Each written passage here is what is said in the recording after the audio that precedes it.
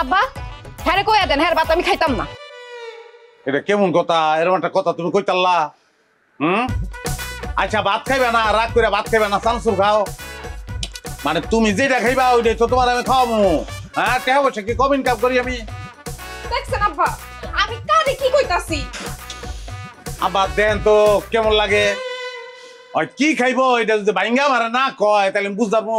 শোনো জামাই, তুমি যদি গরু চুরি না ছাড়ো আমার মাইয়া তোমার বাড়ি যাইবো না। এটা একটা বেবুজের মতন কথা কইলেন না আপনি। হ্যাঁ গরু চুরি যদি আমি না করি আপনার মাইয়ারা কি খাওয়াবো আমি? অন্য কিছু করবা কিন্তু চুরের ভাত আর খাইবো না। আরে বাবারে কথাই বুঝে না। ভাত খাইবো না গেলি আমি কি ভাত চুরি করি? গরু চুরি করি, গরু খাইবো না। ভাত খাইতে তো কোনো অসুবিধা নাই, তো কোনো প্রবলেম দেই না আমি। আমার মাইয়া যেটা কইছে সেইটাই ফাইনাল কথা।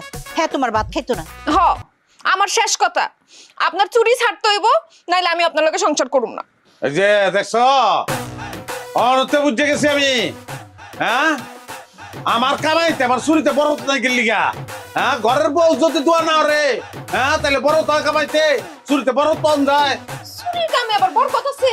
অবশ্যই চুরিতে বড় হতে দরকার আছে। কত বড় বড় লোক চুরি করে বড় লোক হয়ে গেল, তার যে ওয়াইফ তারা এখানে অংশগ্রহণ করছে সেই কারণে। তুমি 2 দিন পরে পরে গরু চুরি করে চলে যাইবা আর আমার মাইয়া একলা একলা না খেয়ে থাকবো, এইটা তো হইব না। হ্যাঁ গতবারও তো ভাতের অভাবে আমগো বাইতে উঠছিল। এই যে হুদাই কইতাছে আমি যে গরু চুরি করি, আমি কে খামাখা করি? হ্যাঁ আমার সংসারের লেগা করি, আমার বউর লেগা, আমার সন্তানের ভবিষ্যতের লেগা করি। আমার বউ আছে, বউয়ের ভবিষ্যৎ নিয়ে চিন্তা করতেছি। 2 দিন বাদে সন্তান নেবো, সন্তানের ভবিষ্যতের লেগে আমি চুরি করবো।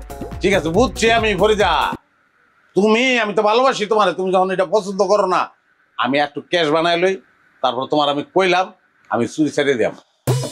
সত্যি কইতাছো? সত্যি মানে এখন কি কেমনে কর? আবার ওই গরুটার কসম, আমি আর চুরি করতাম না। গরু চুরে গরু নিয়েই কসম কাটে। তোমার কসম কাটা লাগবো না, খালি বিষয়টা মনে রাখলেই হইব।